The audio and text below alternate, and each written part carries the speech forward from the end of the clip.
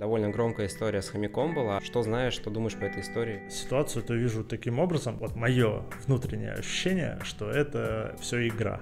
Что то, что мы видим, вот эти публикации, это скорее купленный материал. Если проект реально там прибыль генерирует, то его просто может в моменте не хватить на то, чтобы как бы откупить все эти падения. Ты куда пойдешь? Я лично сам выберу ноткоин. Я же понимаю, что кто-то потерял.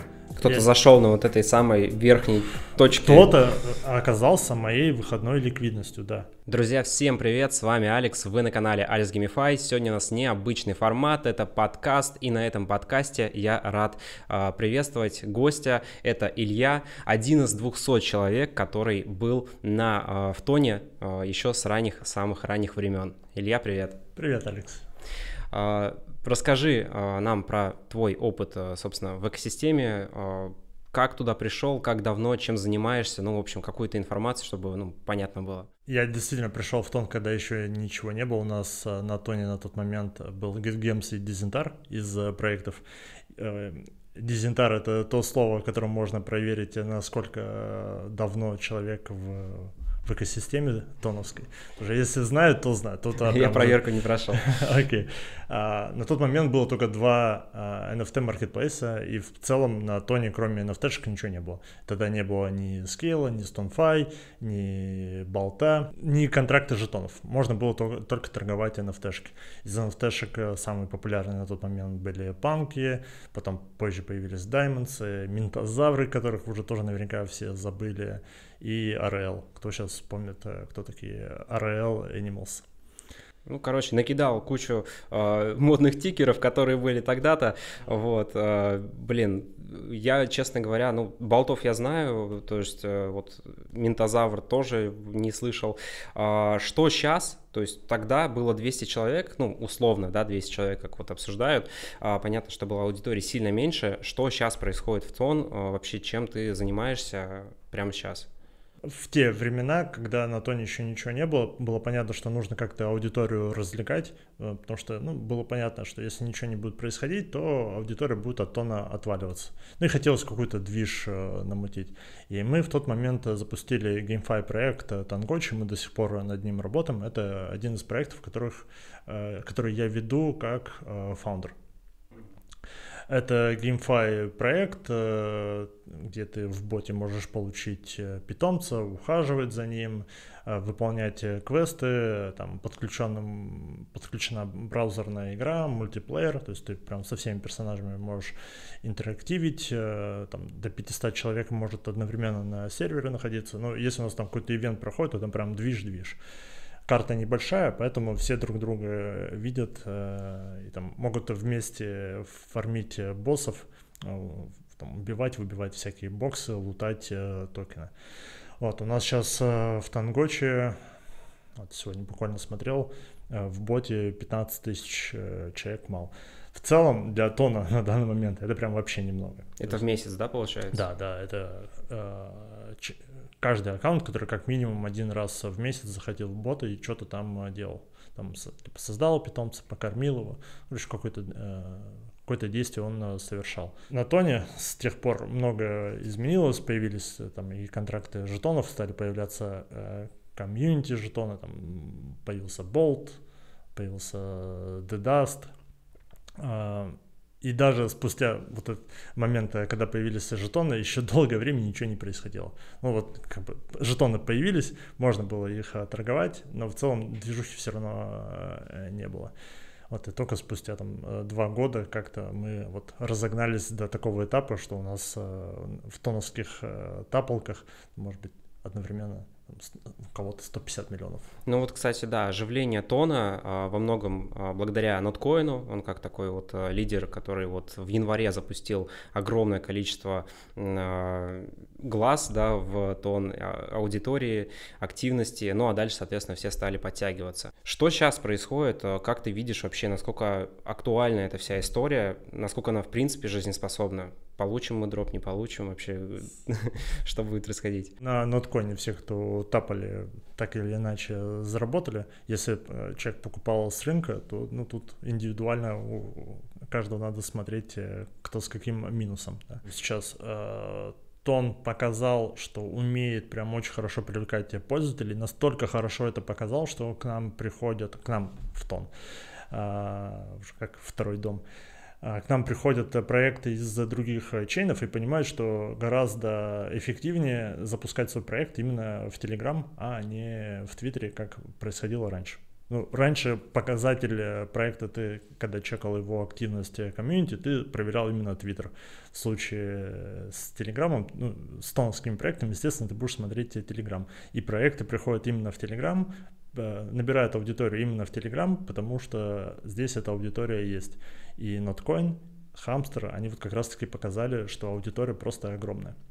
TapSwap, изначально они запускались на Нире, по-моему, могу сейчас Была Solana, они думали, что они будут запускаться на Solana, но потом Павел Валерьевич выложил пост, что так и так. Я TapSwap перепутал, да, TapSwap Solana был еще и сейчас Hot есть. Был, Нир, да. Вот нировский проект, который тоже в итоге сказали, а вот, а мы будем на Тоне что-то делать.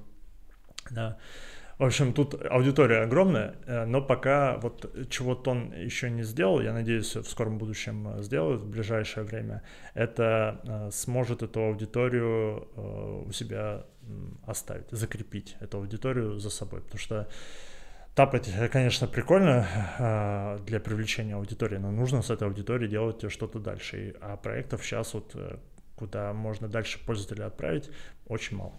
Ну, это довольно нетривиальная история, нетривиальная задача, которая стоит, собственно, перед экосистемой, поэтому будем надеяться, что у команды получится, но я всегда как бы за тот подход, что можно попробовать что-то сделать самому и как-то транслировать свои идеи. Вот как бы ты заонбордил пользователей, не знаю, там, хомяка или там какого-то вот своего нового проекта, да, потому что в Тангоче, я так понимаю, уже есть как бы токен, да, уже люди, ну, криптоны этим пользуются.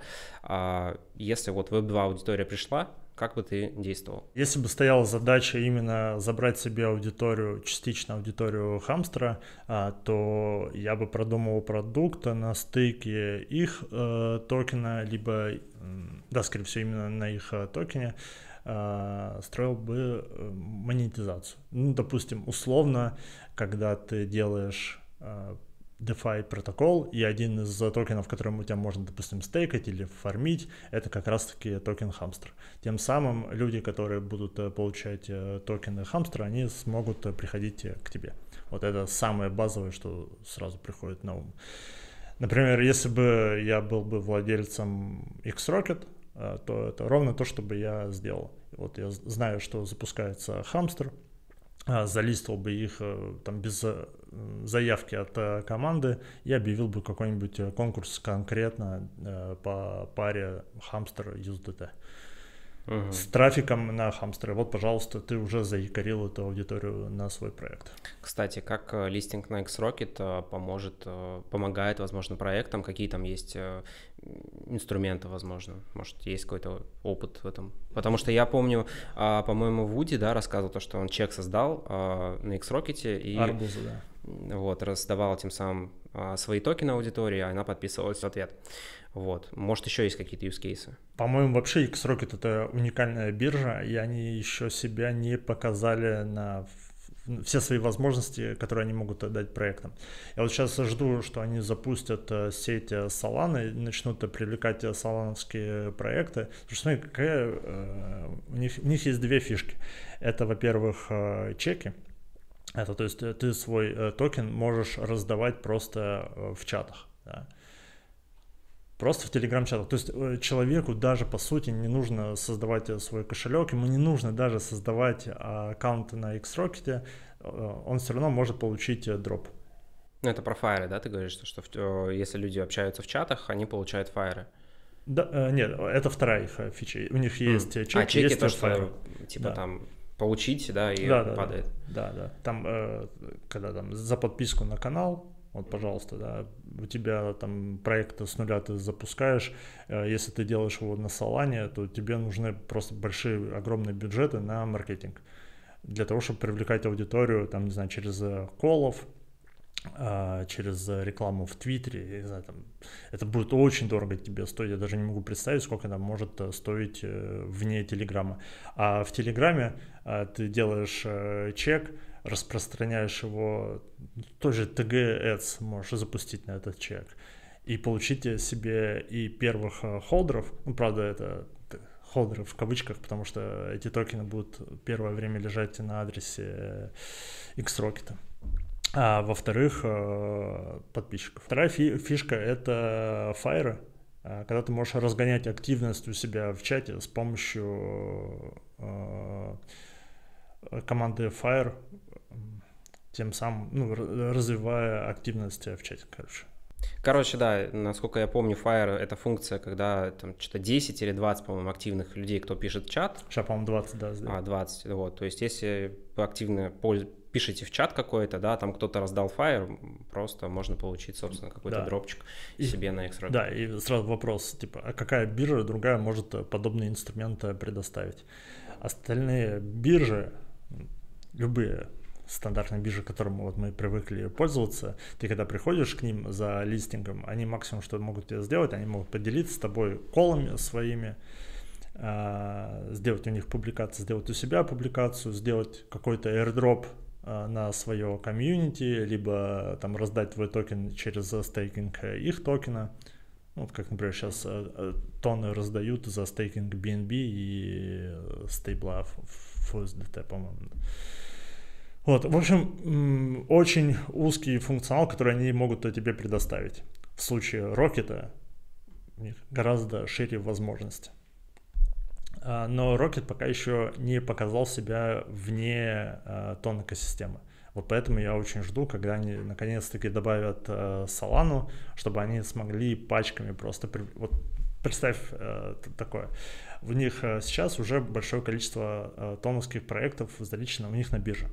Объемы биржи весьма неплохие, с учетом того, что у них нет плечей. Не вспомню точные цифры, я знаю, сколько они зарабатывают. У них где-то 120-150 тысяч долларов каждый месяц они зарабатывают, это вот их выручка. Там пока что только тоновские проекты, плюс биток, эфир, BNB, по-моему, торгуются и стейблы.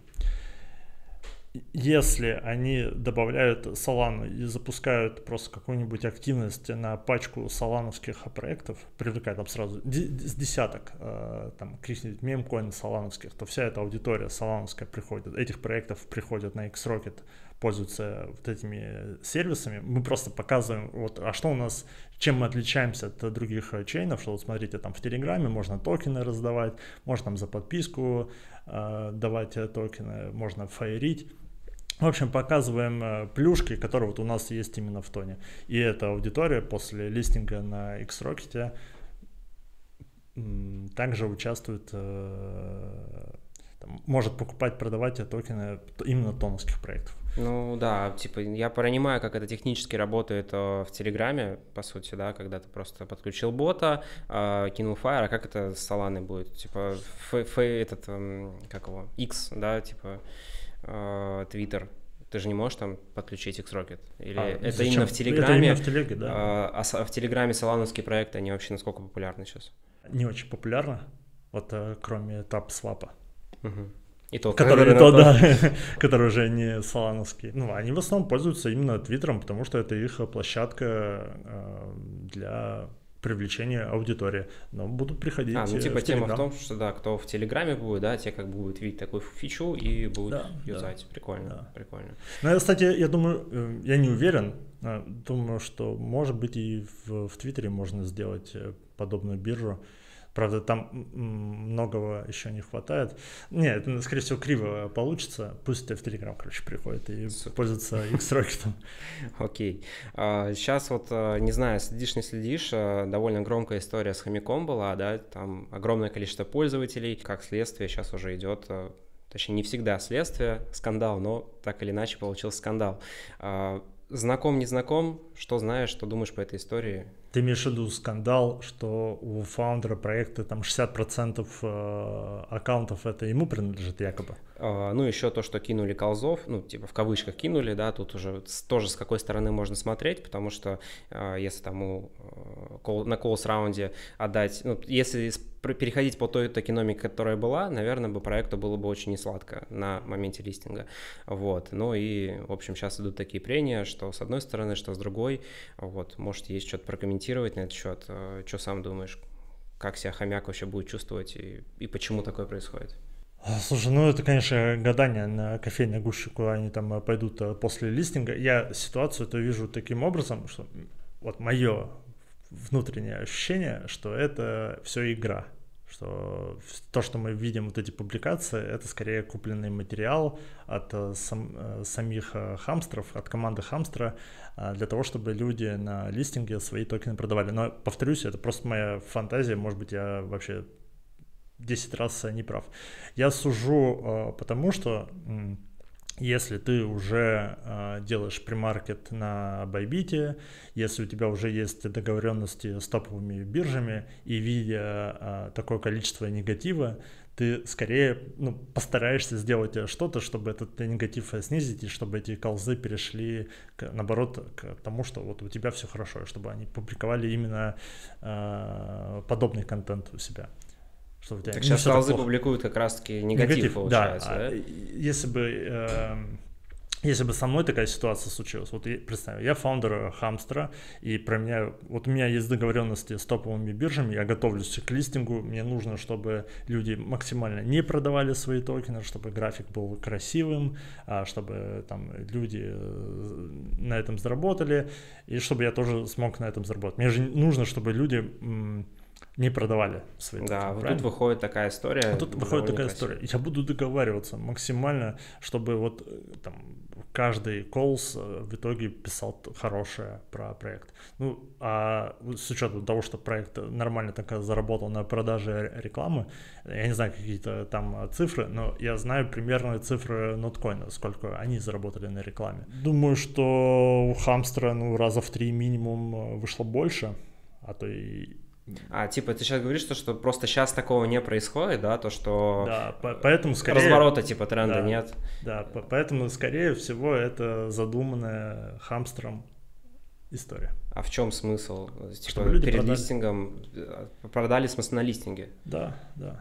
Мне понравилось, как Notcoin проводил у себя листинг. Они перед тем, как запустить процесс ТГЕ и листинги на биржах, сначала появились ваучеры. И люди, у которых было натапано большое количество ноткоинов, могли свои поинты перевести в ваучеры и продать их на GetGames.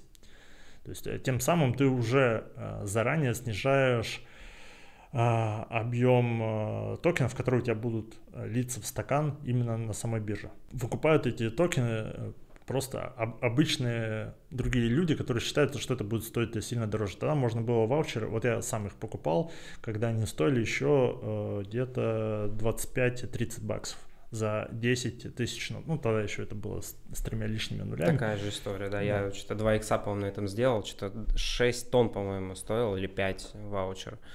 Вот тогда вот это все дело откупал, потом до 13 улетело, плюс еще тонн улетел, и вот очень вкусно получилось. Они тем самым снизили объем давления на стакан на продажу, да, вышли, еще же у них были эти виноты, это то, что можно было ваучер обменять на... С конской комиссией вообще. Да, с 20% там... Нормально ребята на этом заработали, и они же топовые холдеры в итоге стали. Насколько мне известно, там проект не особо на этом заработал. Это, скорее всего, в основном это на сжигание, наверное, пойдет, либо, может, там кошелек команды. Не знаю, как они в итоге договорились. Но это не заработок, не все, что они там заработали, скажем так. Я про протокол Shardify. И потом еще были эти фьючи, точнее, скорее, это больше похоже на торговлю опционами на площадке Storm Trade. То, что тоже можно было. Получается, ты говоришь, что было до старта листинга были какие-то премаркет действия, есть премаркет, соответственно, был NFT, ваучеры там и так далее, тем самым это все снижало давление на стакан, и вот как бы в Notcoin вышел, вроде бы тоже все равно там, по-моему, число X2, по-моему, да, упал, или там 1,5, это точно. И, эти действия, они помогли только X2 упасть, а потом уже... Да, конечно. Представь, ты 50% эмиссии 50% эмиссии у тебя на руках холдеров, которые получили эти токены, ну, либо через покупку ваучеров, это понятно, не будут продавать себе в убыток, либо они натапали бесплатно. Кто-то тапал прям целыми фермами, собирал. По чатам я знаю, там просто миллиарды. Так что 50% это еще так, по-божески. Окей, ну то есть хомяк получается что, да, завершает это, зацикливая мысль, что это по сути вся история вроде как спланирована. Как, понятно, что мы не знаем, гадание на кофейной гуще, но вроде похоже на то. Я так вижу. Окей, прикольно. Нестандартный на самом деле такой взгляд. Обычно люди, ну, два лагеря. Либо кто хамстер просто полетит на ракету, либо что нас там все заскамят, и третье. Тут прям интересно. Одно могу сказать точно, что биржа, которая залистит хамстера, она точно упадет. Это железно. Проверено на ноткоине уже. Ну да, мне кажется, упадут все биржи, не одна. Как было, кстати, с ноткоином также. Да, вот многие, кстати, хейтят Тон за то, что там он периодически падает. Сейчас уже нет, сейчас нормально все работает, но там с дексами бывают какие-то проблемы, транзакция может где-то долго идти, изредка, но такое бывает. Но как бы биржи, которые уже давно на рынке, и те не выдерживали наплыв аудитории, которая есть на Тоне. Это такое получаешь, когда интегрируешь крипту и мессенджер. Да. Окей, то есть получается, что сейчас у нас будет листинг Docs, я думаю, после выхода подкаста этот листинг состоится уже, соответственно, будет листинг Hamster, остальных проектов, у людей появятся какие-то суммы денег, что им дальше делать, как ты видишь, что бы ты делал, не знаю, как это будет происходить вообще? А как это происходило с ноткоином? Часть ликвидности перетечет в проект.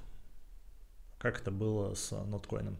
Когда ноткоины залистились, люди продавали ноткоины, переводили это в тоны либо в USDT, и там, если USDT, то откупали, ну, часть, да, понятно, кто-то сразу себе на карту просто выводил, а кто-то покупал тоны, кто-то закупался токенами проектов, которые еще не сильно выросли, и тогда можно было на этом хорошо зарабатывать.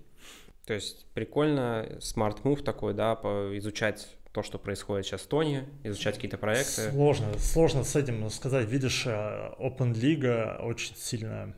В общем, если бы не Open League, я бы прям сказал, да, пацаны, нормальная история, заходить сейчас заранее в проекты, ожидая то, что ликвидность перетечет из хамстера по проектам, которые сейчас уже запущены на Тоне. Но Open League сделала многие проекты уже очень дорогими. Те, которые участвовали в Open League? Те, которые не участвовали, они так сильно упали, но они все еще дорогие после инскрипций. Там у нас до этого был другой скачок, на котором все проекты выросли. Тангочи, например, перед предсезоном, по-моему, когда вот еще только до первого сезона, когда они через голосование отбирали проекты, которые попадут в открытую лигу в предсезон, у нас тогда оценка доходила что-то в районе там, $6 миллионов, при том, что у нас было, не знаю, в районе, может, 10 тысяч людей играло ежемесячно. Это не очень большая цифра. И в пуле ликвидности лежало где-то там, в районе $550 тысяч. Ну, это была прям неадекватно высокая оценка. Сейчас даже те проекты, которые в лиге уже не участвуют, даже они не могут ничего с лиги получить, потому что они получили максимальное количество призов. Там хардкап 500 тысяч. Ты больше не можешь забрать с лиги в каждом лидерборде. Даже эти проекты дорогие. Ну, ты посмотри на StoneFi. Я не говорю о том, что типа, надо бежать продавать, но у StoneFi оценка в районе 1 миллиарда. Ну, это, по-моему, еще рановато для такой оценки. Ну да, кстати, интересно, есть ли вообще публичные данные по таким проектам, которые именно утилити проекты, и что-то я, по-моему, не встречал, чтобы кто-то публиковал, что мы, условно, за такой-то квартал заработали такую-то сумму денег, там, какую-то справедливую оценку, чтобы посчитать, или публикуют вообще. Справедливая оценка. Слушай, ну, я знаю данные X-Rocket, потому что я участвовал в приватном раунде. Это данные открытые для участников приватного раунда. Кто еще публикует данные? Ну, каждый DEX ты можешь посчитать сам, потому что ты знаешь, какой у них протокол фи, и можешь посмотреть объемы за месяц. Вот, пожалуйста, можно посчитать их доходы. Прикольно. То же самое Шторм, DAO Llama, ты видишь все залоги, которые у них берут. В общем, есть сервисы, где ты можешь посчитать доходы. У Notcoin, например, не можешь. Что, как по мне, очень странно было делать, это продавать этот grade, как у них там, gold статус. Типа с лиги, да, вот эти? Да, у них есть gold статус, platinum, не помню, как оно у них точно называется, но оно сейчас, изначально ты это мог приобрести, если у тебя на аккаунте лежит определенное количество ноткоинов, но эти ноткоины ты не можешь задепозитить. Ты не можешь взять с кошелька ноткоины, закинуть их в бота ноткоин и получить этот статус. Угу. Ну, ты честно, я вот после листинга Notcoin я им перестал особо интересоваться. Там есть пулы, но это как бы механика, мне кажется, довольно скучная. Да, возможно, математически она как-то еще, ну, типа, себя оправдывает. Типа, вот пришел проект, занес денег. Просто кому математически она себя оправдывает? Вот, ну, да. Я хотел сказать то, что мне показалось странным мувом делать продажу этого статуса за Telegram Stars, который ты не можешь отследить, потому что это данные не ончейн. Мне кажется, это поддержка больше типа Телеграма. То есть для анбординга юзеров там... Наверняка есть какие-нибудь договоренности, о которых мы не знаем. Ведь если помнишь, Tom Starter, это то, с чего начинался этот Open Builders, вот эта команда, которая создала Notcoin, когда появился Starter Launchpad, они же запустили только один проект, это Fanzi. Это где ставки, по-моему? Нет, ставки это Battles. Ну, это потом. Это изначально Fanzi, они делали протокол по типу Chilis, не помню с какого чейна. Короче, ты мог создавать фан-токены на основе Fanzi. Ты там покупаешь какое-то определенное количество фанзи, эти фанзи то ли сжигаются, то ли команде отсылаешь, и тебе минтятся токены твоей команды, которые ты создаешь фан-токены. Вот, они в итоге запустили только один проект, это фанзи, но у них галочка верификация была еще до того, как они фанзи запустили, и до того, как у них там первые пользователи появились. То же самое, по-моему, с Notcoin. Вот тут я боюсь ошибиться, но у Notcoin была верификация, кажется, сразу после Gateway, а может быть уже во время Gateway, когда Саша вышел на сцену и рассказал про то, что вот они делают такой кликер, может быть, уже и тогда была эта верификация. Ты эту верификацию и фиг получишь. Ну, поэтому и ходили теории, что там команда Notcoin, она появилась... по плану, типа, или, наоборот, вследствие просто так развилось, и как бы дальше уже все пошло. Ну, вроде как, если бы это можно было запланировать, то, наверное, бы Тон постоянно бы вот так вот просто выпускал новые проекты. О, интересно. По-моему, именно это сейчас и происходит. Да. Мне регулярно приходят предложения там запартнериться с новой таполкой, которые ищут... Так это люди делают, а не Тон Foundation, мне кажется. Ну, свечку я не держал, не знаю. Что тебе, кстати, если вот не секрет, что сейчас больше, какие предложения поступают? По рекламе? Ну, вот ты говоришь, что тебе разные люди пишут, там, запартнериться и так далее. Что это за проекты вообще, если не секрет? Ну, это всякие разновидности тапалок. Типа, вот у нас не совсем тапалка, у нас, там, не знаю, нужно на викторины, на вопросы викторины отвечать. И мы за это там токены даем. Или мы делаем образовательного бота, где ты проходишь уроки, выполняешь задания, и за это мы там тебе делаем, там, дропаем токены какие-то. Название не могу даже назвать, потому что предложений много поступает, и я не отсматриваю их. Мы не продаем рекламу. Окей. А как вообще сейчас зарабатываешь? Ты в крипте? Вы работаете в криптовалюте, как говорится? Мы работаем в криптовалюте. С этими виртуальными ненастоящими деньгами, игрушечными. Моя жена так называет их.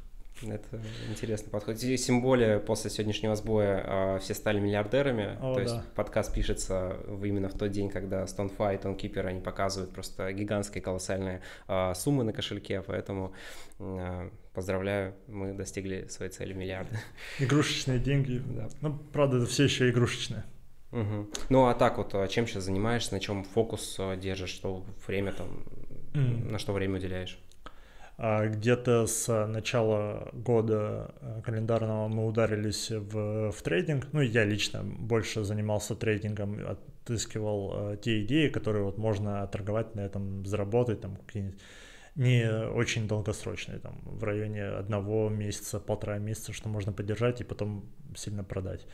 Вот. В Тангочи у нас сейчас монетизация ни одна не работает. Изначально мы запускали этот проект с мыслью, что мы будем продавать трафик, то есть мы будем зарабатывать на продаже рекламы в Тангочи, привлекать пользователей в другие проекты. Мы там максимум могли привлечь 1500 пользователей, если проект прям вообще с нуля пришел. И нам за это могли там заплатить по $1 за юзера. Так это очень хороший прайс. Да, очень хороший прайс. Только с приходом ноткоина все очень сильно изменилось. Когда ноткоин говорит, а вы знаете, мы можем не 1500 привлечь вам, а 1 000 000, и при этом это будет стоить 10 центов за юзера. Ты куда пойдешь? Я лично сам выберу ноткоин. Вот. У нас после этого осталась монетизация, мы продолжали зарабатывать на комиссиях. У нас можно было торговать игровые предметы за наш токен. Это мы, кстати, сделали через API-шку X-Rocket. Но потом вышло правило, что можно торговать только за Telegram Stars. Вот, сравнительно недавно, и мы Marketplace закрыли.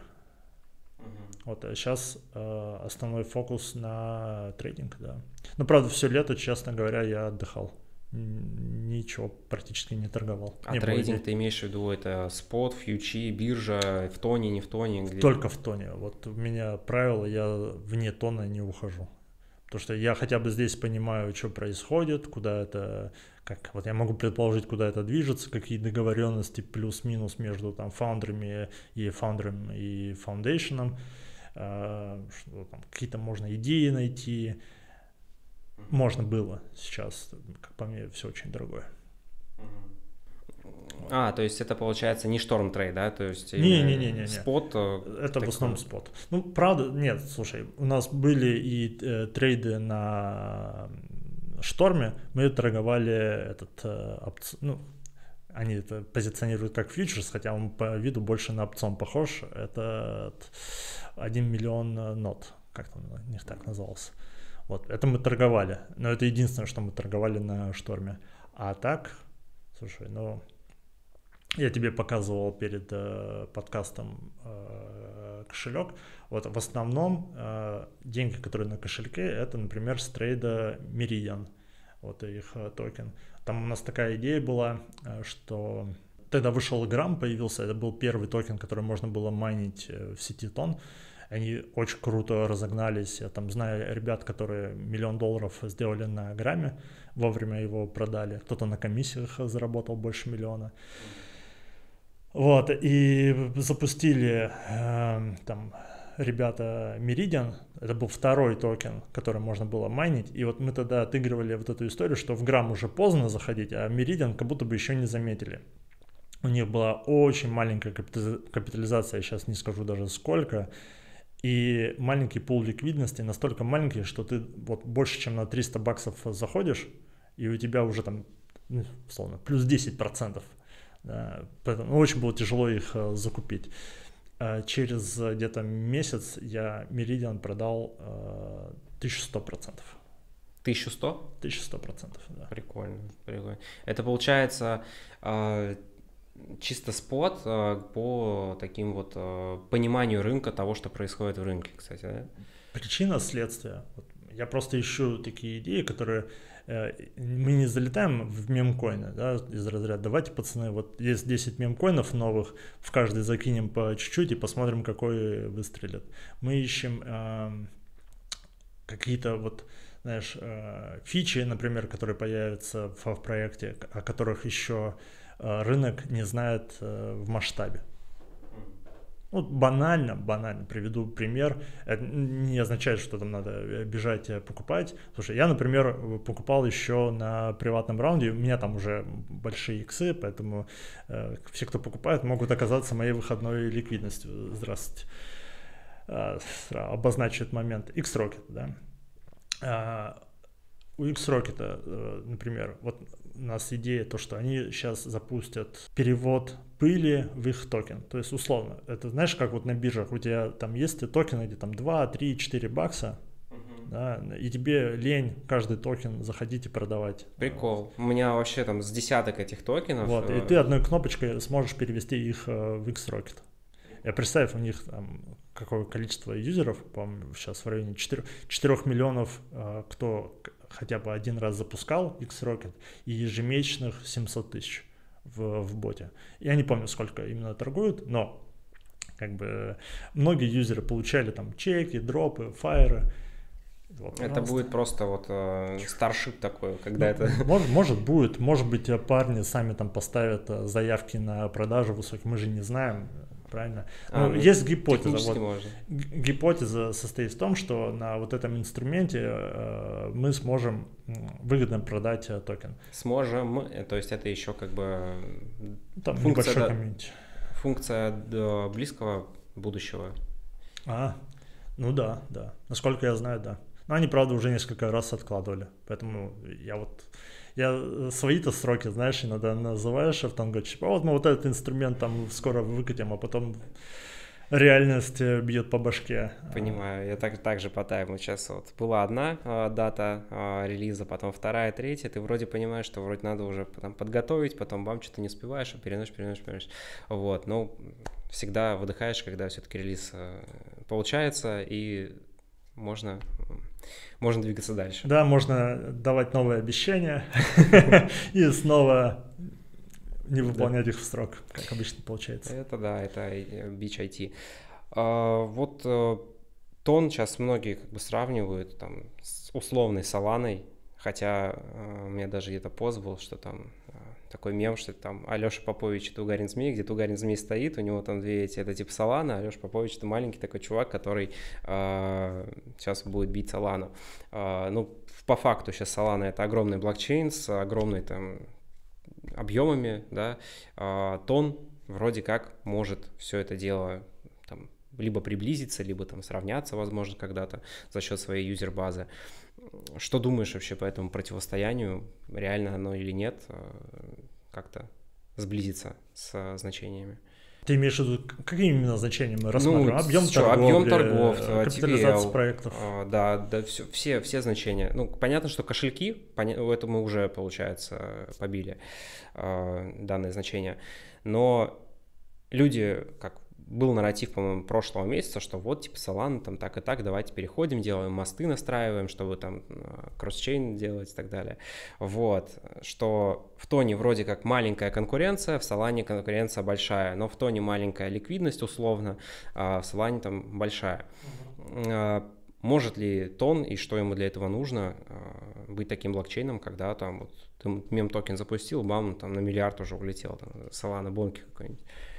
Я когда-то давным-давно, года, наверное, 3 назад, не, поменьше, уже Тонстартер был, записывал видосы на ютубе с обзорами проектов.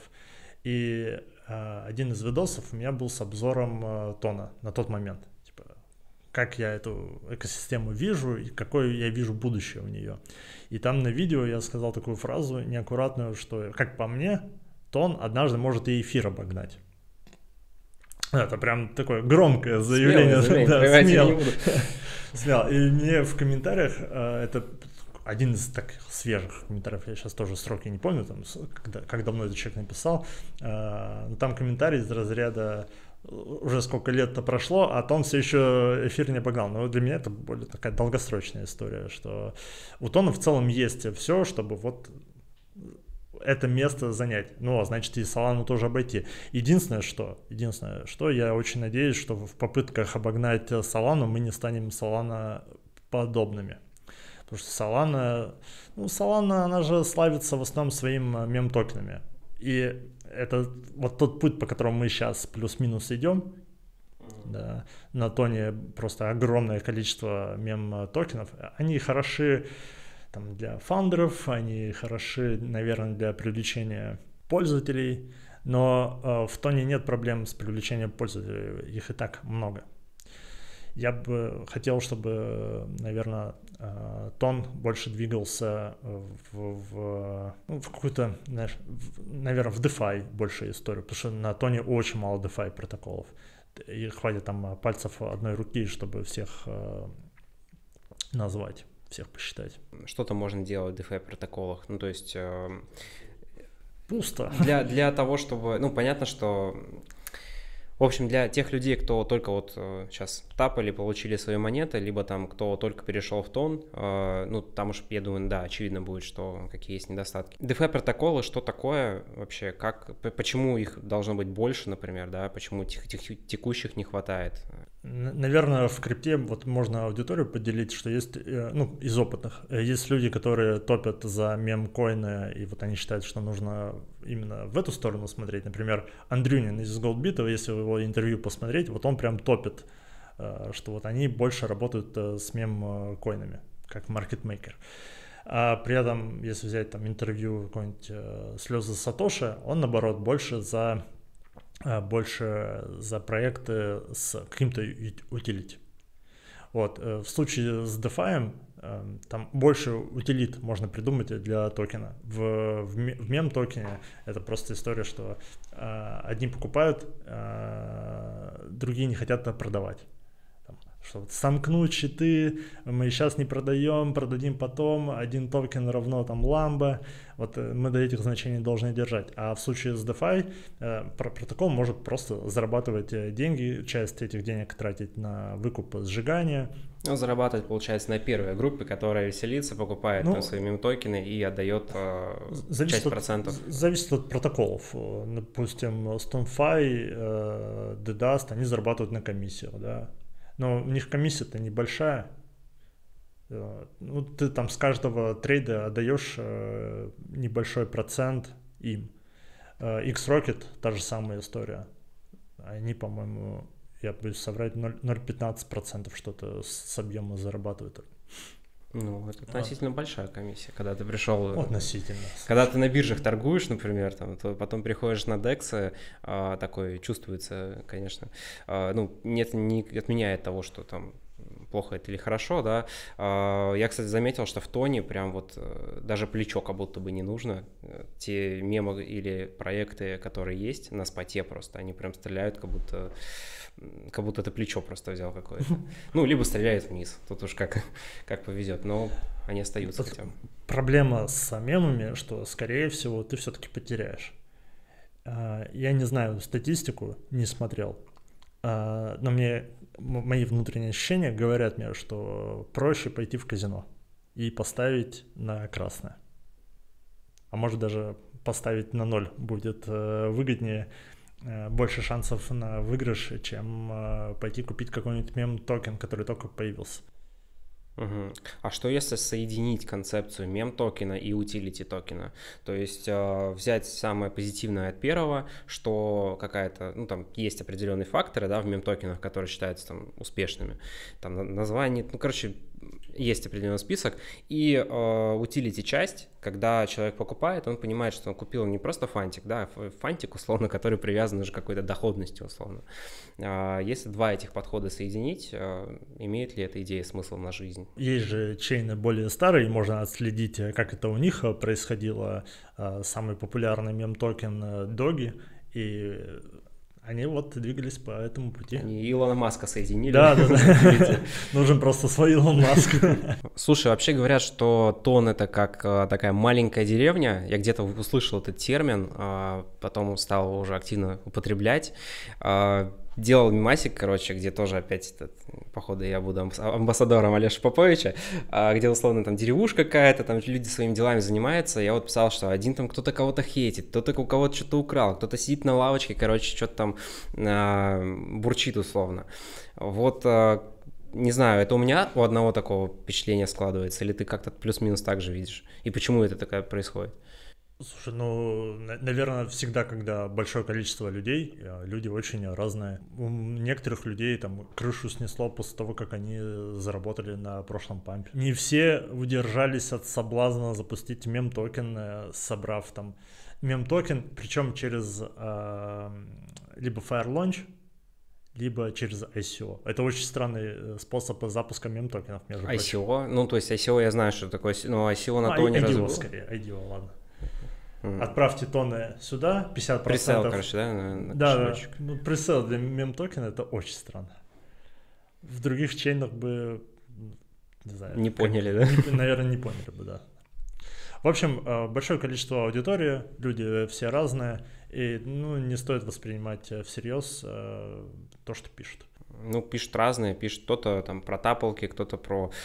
Кстати, да, по поводу каналов интересно. И заметил, что есть как направление типа негатив, протон, да, кто-то какие-то... Либо протон пишут, ну, в данном случае будет тут понятно, что пишут, ну, говорят, что он главный критик, он сам себя так называет. Вот, собственно, да, есть негатив протон, есть позитив протон, и где-то это все вот как-то между собой работает. Вот ты вообще какие каналы читаешь? Что сейчас есть в фокусе твоего внимания?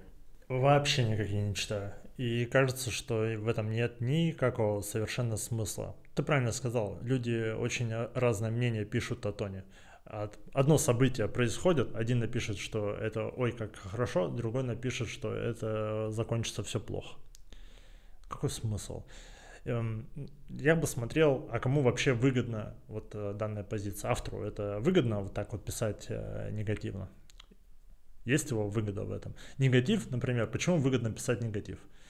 Потому что на негатив проще привлечь аудиторию себе, набрать. Ну, мы вообще, да, люди такие, как бы социальные существа, по-моему, еще издавна, да, негатив, что-то негативное ты дальше другим особям передал, все это как бы разлетелось. Ну, Вуди, например, вообще не... Он открыто об этом говорит, то, что негативные новости, они лучше привлекают аудиторию в его канал. Я могу понять, зачем ему, например, писать плохо. Типа понятная медийная стратегия. Да, да. Ну, мне кажется, все равно это немножечко история про то, что пилишь суп, на котором сидишь, хотя тоже, если есть на этом какое-то влияние, что там, не знаю, написал пост, люди пошли весь тон продавать, и как бы он сам меньше заработал. Ну, не знаю, это только медийная, на твой взгляд, история, да? Ну, где-то, может быть, реклама, где-то автор просто не разобрался. Я знаю очень популярные каналы, которые пишут, как видят, и просто банально не разобрались в ситуации, но им кажется, что они провели качественное расследование. Расследование это расследователи. Я помню, есть тоже клуб рассерженных людей в тон. Как ты ласково. Да. Ну, раз вот начали, обсудили, может, что-то ты про расследование расскажешь. Как они вообще, что... Слушай, у меня тоже есть канал, я просто не афиширую, что это именно мой. Я не сторонник такого развития своего канала, так, привлечения людей. Хотя, скажу, что расследование, наверное, привлекает большое количество новых людей, потому что это отлично репостится и в чаты отправляется. Даже вот когда, например, написали расследование на Тангоче, даже мне и в личку... Это тоже в клубе было, да? Тоже в клубе? Тоже в клубе. И что там расскажи. Да человек просто не разобрался. Это легко было, понимаешь, очень просто было отсмотреть, что же на самом деле произошло. И опять же, если ты расследование проводишь, то ты опрашиваешь обе стороны. Ты вообще хотя бы кого-то должен опросить, а не просто на эмоциях написать, что ой, тут кинули.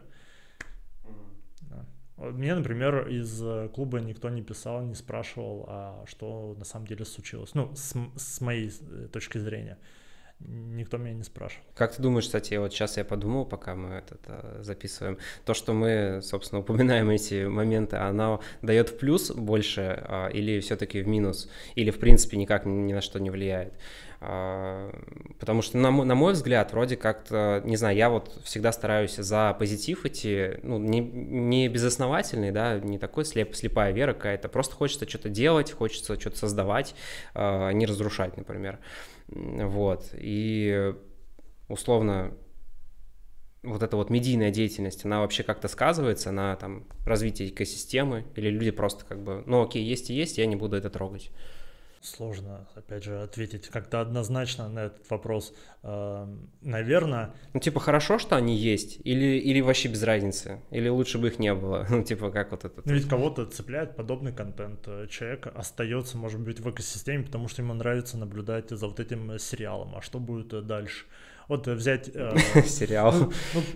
Допустим, вот клоуны, да, это же чисто такой многосерийный сериал. Зеленый слоник уже какой-то пошел. Ну, да, и улица разбитых фонарей уже совсем куда-то. Ну, заметь, они постоянно поднимали градус все выше и выше.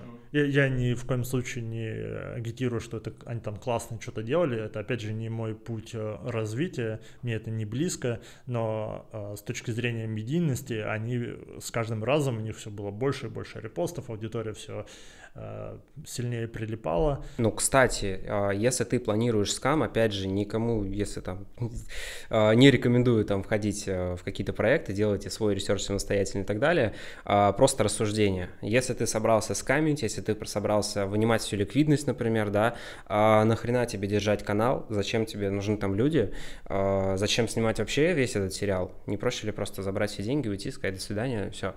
То есть, вероятно, еще какое-то продолжение нас ожидает. Потому что ты хочешь больше собрать, может уже транзакций вообще никаких нет, там только на продажу, и все транзакции идут, собственно, с кошельков проекта, ну, по большей части. То есть уже никто не заходит. Не знаю, мне кажется, что с таким подходом нас ждет какая-то вторая часть, и непонятно, будет она позитивная или негативная. Пусть они там сами разбираются, сколько у них будет частей. Может, они реально хотят свою улицу разбитых фонарей, сколько там сезонов, 12 было? Да, еще поднять градус какой-нибудь. Ну, кстати, да, ну такой там, феномену можно относиться по-разному, позитив-негатив, но прикольно то, что просто сам факт. То, что мы находимся в Тоне есть, соответственно, Telegram, и есть площадка, где все вот этот вот трешняк или наоборот, крутые проекты можно обсудить. В других, не знаю, чейнах я такого что-то вот не видел. Да, в Твиттере пишут, ну, камон, в комментариях. Нет, почему? Периодически тоже какие-то расследования выходят. Не, я не про транслей, я вообще... В Тоне точно меньше посаженных фаундеров, чем в Солане. Поэтому показателю отстаем. Я вообще не про расследование мемкоинов, а в принципе какая движуха, не знаю, проект запустился, какой-нибудь хороший, прикольный, давайте обсудим, там, давайте там, чат у каждого проекта есть, там, да, если он открытый. Вот, это, мне кажется, сильный позитив и сплочает людей. Это же благодаря тому, что в Тоне уже большое количество людей, только их нужно на что-то зацепить. Кликеры отлично аудиторию принесли, надо что-то дальше с этой аудиторией делать. Угу. Развлекать как-то надо людей. Как в свое время Тангочи развлекал 200 человек, так и проектам, которые сейчас выходят, нужно думать о тех людях, которые вот пришли на TonChain, как сделать так, чтобы люди здесь остались как можно дольше, ну и пользовались с удовольствием сервисами, либо состояли в комьюнити, либо следили вот за подобными сериалами, как с клоунами было. Ну, типа на каждую аудиторию свой какой-то продукт, условно. 100%. Люди очень разные. Угу. Вот мне, например, это не близко, да, мне читать никого не нужно, я не слежу за каналами. Вот мне больше нравится там по конференциям прокатиться, посмотреть, пообщаться вживую с фаундерами, посмотреть там какие... Инсайды получить. 100%. Кстати, вот я был на прошлом Gateway 2023, небольшое количество участников сравнительно было, если там сравнивать с токеном, на токене было значительно больше людей, и в основном на том Gateway были именно либо фаундеры, либо участники команд тонских. Там вот именно трейдеров было, ну, может, вот с кем я сумел познакомиться, это 3 человека, наверное, их было больше, наверняка. В этот раз когда я прихожу на какой-нибудь митап, либо питерский, московский, вот в Батуми недавно ездил, общаешься с людьми, у них нет своего проекта, но они хотят вот поехать на Gateway, уже планируют. Так что аудитория сильно поменялась. А что происходит на этих митапах, гитвеях? У меня вот только, я, ну как недавно, в мае, по-моему, был на метапе Тон, там защищали проект, вот, ну, типа, там в группы сколлаборировались, вот. Bootcamp. Да, вот. А что вообще там происходит? Насколько это, не знаю, эффективная тактика Tone Foundation или что там вообще за движ? Расскажи. Ну, если вот говорить, эффективна ли тактика для Foundation, я думаю, это одна из самых эффективных вещей, которые Foundation делает, это именно офлайн мероприятия. То есть они для нетворкинга или они пушат разработчиков, или и то, и другое? Нетворкинг в том числе пушит разработчиков, потому что ты можешь прийти на буткемп, найти того человека, которого тебе не хватает, с теми скиллами, которые тебе требуются. Мы, например, закрывали раунд во время токен 2049, стратегический. Это где? Который в Дубае проходил, там, где Паша выступал. Я понимаю, где закрывали раунд? В кальянах. Какого проекта? Pharynx DeFi протокол лендинговый. Они еще не запустились, в общем. То есть ты в команде Farmix и сейчас тоже двигаешь эту историю? Помогал ребятам собирать деньги на проект, да, на идеи. Прикольно. Ну, то есть, да, получается, что буткемпы, все вот эти ивенты позволяют найтись людям, разработчикам, возможно, инвесторам, медийным. Кстати, медийные лица там есть какие-то, кто там про Тон вещает или, в принципе, про крипту? Да. Я вот не знаю, как будет на этом гитвее. На прошлом-то, ну, разве что в Вуде можно было встретить из медийных лиц. Но я уверен, вот, например, что на этом буткемпе наверняка и команда Криптуса приедет, и Никита Хедлайнер. Ну, потому что они сейчас очень активно топят за Тон. Причем на Тоне, на самом деле, ничего не изменилось. Вот они раньше говорили, не про кого-то конкретно сейчас говорю, если что, но раньше, допустим, от СМИ, блогеров, которые там обычно писали про другие чейны, когда они говорили про Тон, они говорили о том, что в Тоне большой supply находится в руках Телеграма либо Foundation, и это типа негативный сигнал. Как бы это не изменилось, но тем не менее теперь Тон — это просто прорывной блокчейн, как они говорят. Забавно. Ну, кстати, 90% это не всегда плохо, ну, условно 90%, да, мы же не знаем, там, свечку, я думаю, никто не держал. Ну, если это так, то когда большая часть эмиссии находится в стронг руках, то этот токены можно пампить вроде как довольно неплохо. Solana та же, по-моему, там фонды аккумулировали большой объем токенов, и это, хотя большие претензии к распределению токенов были. Да, у Solana такая же проблема, но ей это абсолютно не помешало. В рынке, на самом деле, большое количество заблуждений у людей, что хорошо, что плохо. Вот, допустим, блогеры говорили о том, что большой supply в руках Телеграма или Foundation — это плохо. Тем временем те же самые блогеры говорили, что наличие там крупного фонда на борту, там, которые покупали токены во время приватного раунда, стратегического раунда, это тоже хорошо. А что, простите, в этом хорошего?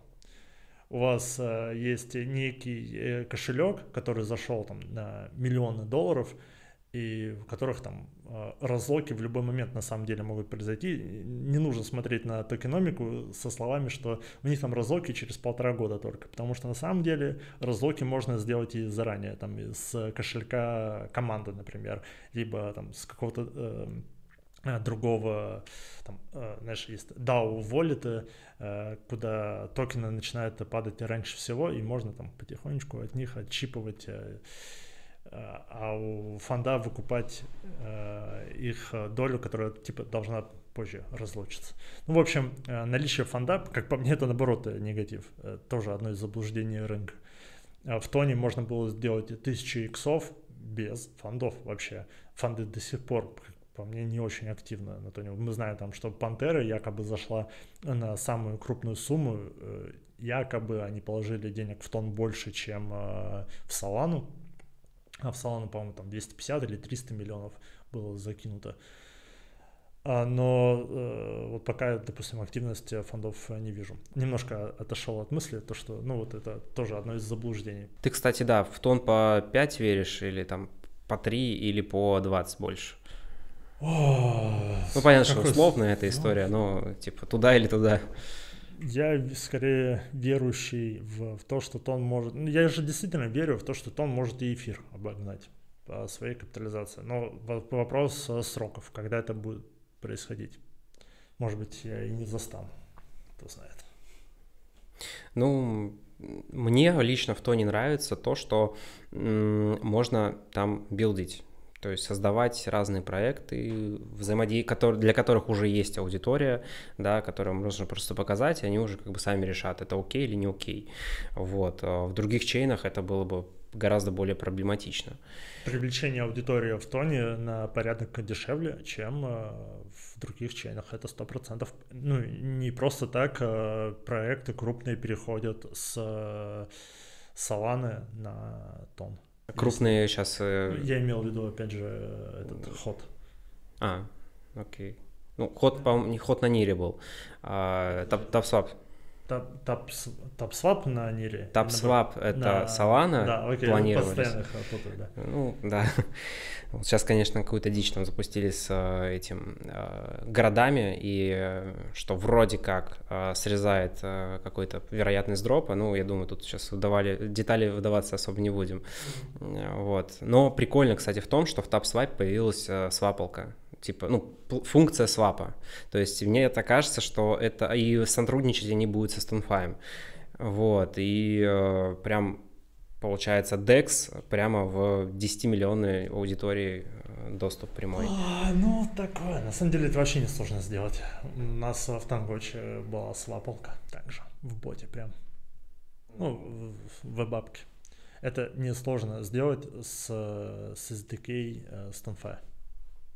Я к тому, что да, это прикольно, просто юзер-база, которая также перетечет, потому что, я так понимаю, тапалки старались пересадить аудиторию больше на бирже, потому что там это новая регистрация это, соответственно, деньги там, да, потому что они так или иначе вкладываются в маркетинг, вот, а тут прям типа пумс, давайте как бы это на DEX сразу. Кстати, по поводу DEX, StoneFi, DDust, что можешь по ним сказать, потому что мнения тоже разные. Кто-то говорит, что DDust прям мега прорывная технология, хотя, не знаю, я вот как пользователь TonKeeper, у меня там StoneFi подключен, вот, и, ну, и Token Time, который тоже, я фаундер, получается, тоже на StoneFi. Как работает инструмент, мне нравится, я не понимаю, в чем прикол DDust. Вот, в этом плане. Хотя кто-то говорит обратное, что они там супер прорывная технология. Можешь как-то, как сторожил Тон, рассказать? Слушай, это сложная тема для меня. Я хорошо отношусь и к той, и к другой команде. Мне вот по настроению, мне DDust ближе. Как вот их команда. Я ужинал с этой командой во время Токен 2049. Там в последний день мы вместе собирались. Просто топовые ребята, чумовые. Блин, не знаю, вот с ними дружить кайфово. А там обсуждать, прорывная технология или нет, ну, свапалка. Она работает как свапалка. Есть один токен, ты его хочешь обменять, получить другой. Там, получить тона или USDT. Ты там можешь, по-моему, застейкать у них еще ничего нельзя. Ну, короче, обычный свап протокол. То, что я слышал, по-моему, какой-то народный инструмент. Да, который, да. Типа, там же такая история, что у нас, когда было только два DEX, ну, я имею в виду, что вот был StoneFi и DDust, а другие проекты еще не успевали появляться. Еще токенов, уже было два DEX, а токенов на них не хватало, скажем так. Токенов было очень мало в то время. Люди разделились на два лагеря, потому что в StoneFi закладывает, их активно рекламирует Ton Community, Ton Foundation, именно их подключают в TonKeeper, что там же тоже можно свапы делать, тоже через протокол StoneFi. В общем, активно их продвигают, да. А у DDust такая история, что там Ник делал DDust в соло. Протокол DDust изначально был написан одним человеком. Насколько я знаю, он начинал с того, что он писал этот marketplace для NFT-шек, но тогда запустился GitGames, и он не стал запускать, по-моему, это Scale там называлось, могу ошибаться с названием. Когда он понял, что marketplace NFT уже не актуально, он написал DDust. И люди же очень много, наверное, больше всего денег люди заработали именно на DDust. Я вот, например, не заработал, я не заходил в Scale. Пропустил как-то эту историю. Ну, то есть это просто два инструмента. Кстати, DDoS, по-моему, же тоже в Myton Wallet, да, Да, их включен. DDoS интегрировали в Myton Wallet. То есть, в принципе, два блокчейна, если там ToneKeeper ближе, то 2DEX. это... Да, два DEX. Если ToneKeeper ближе, то, соответственно, StoneFi, кто Myton Wallet пользуется, то, соответственно, там DDoS тоже. Ну, в принципе, Ну, такая... нет, наверное, не так. Вообще, я не рекомендую пользоваться свапалками именно в кошельке. А лучше через браузер зайдите и сделайте свап. Потому что если ты пользуешься свапом в кошельке, это дороже. Там закладывается реферальная ссылка команды кошелька. Тебе как юзеру невыгодно делать свап таким образом. Прикольно. Прикольно, надо посмотреть. Я читал, по-моему, Вуди даже про это писал. Вуди, да, есть. Вот, не придал этому значения, но надо будет посчитать. Даже лучше, насколько я знаю, даже лучше не через браузер кошелька заходить, а просто открыть отдельно браузер, там залогиниться кошельком и вот уже делать свап. Такой вопрос. Что сейчас вообще планируешь делать дальше? То есть я так понял, что окей, ты на споте, фьючерс, на споте у тебя торговля, да, трейдинг, Тонгочи, ну и, соответственно, как дальше планируешь двигаться? Где твои векторы интересов? Куда вообще можно, возможно, людям податься, возможно, сам будешь двигаться? По поводу спота, вот вообще ничего не хочется покупать его по текущим ценам, но и продавать тоже неохота. Я вот жду, что там команды будут объявлять к Gateway. Там и посмотрим, да, какие будут у них обещания и фичи выходить. Вот. А касательно Тангочи, ну да, у нас там были проблемы с монетизацией, что нам оборвали одну, потом сразу оборвали вторую. Будем запускать отдельную игрушку с учетом предыдущего опыта. Это будет такой файтинг 3 на 3, у тебя там 3 персонажа, ты дерешься с другим игроком живым, у которого тоже 3 персонажа, через скиллы, где вещи это NFT-шки, вот, где персонажи тоже это NFT-шки. Это play to earn, да, получается? То есть можно, как, там бесплатный вход, и, соответственно, я могу зарабатывать, или не могу вообще зарабатывать, или какая-то механика? Сможешь зарабатывать, да, конечно. В Тангоче мы тоже же регулярно ивенты проводим. Мы иногда там проводили ивенты, где мы могли там за раз раздать там, на 15 тысяч долларов токенов на небольшое свое комьюнити, но это с учетом каких-то старых, знаешь, оценок. Если бы там люди не продавали, то это бы у них выросло, не знаю, все эти 15 тысяч долларов, там, наверное, уже больше 100 сейчас стоит. Это только вот за один из ивентов. Также и в Zombie Town мы тоже будем продумывать play-to-earn концепцию, завязывать это на токен PET. В общем, будем посмотреть. Но изначально мы хотим просто показать вообще, что мы делаем. Откроем бета-версию игры, я думаю, что в начале осени. С ивентом дроп, я думаю, что там в районе 1000 тонн мы разыграем среди активных игроков. Единственное, что там можно будет попасть в игру только если ты либо там холдер одной NFT коллекции с флором в районе 1 тонна, там специальные ключики есть. Либо вот у этих игроков, владельцев ключей NFT-шных, у них будет небольшое количество инвайтов, они смогут пригласить. Угу.